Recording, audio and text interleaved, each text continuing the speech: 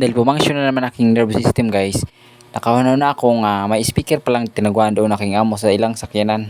For today's video guys, yung andar naman aking 1 GB na utok at gilabtan ko naman yung tinaguan na speaker sa aking amo dito sa iyang sakyanan guys. Tingnan mo, niliko-liko ko pa yan para makita yung saan yung naguba dyan, pero hindi ko pala napansin na doon pala sa sulod ng kaibuturan ng kanyang damdamin ang naguba guys. Kaya kumuha ako ng isang malaking martilyo at tinusok ko na sa kanyang bagol-bagol para matangtang ang kanyang screwdriver sa loob ng kanyang katawan.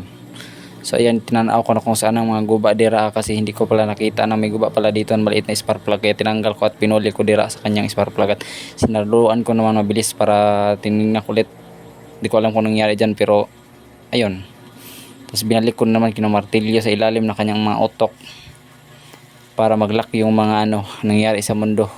So ayun, pinasiga ko at nalipay ako dyan dahil successful ang ating operasyon. Tingnan mo guys, hindi ko pala namalayan, ako palang binila ni Dr. Yubok sa kanyang kapangyarihan. Kaya ayun, may nakita akong USB dito at sinaksak ko dyan sa may kanyang bumbunan. At tingnan nyo guys, ay hindi pala, pakinggan nyo guys.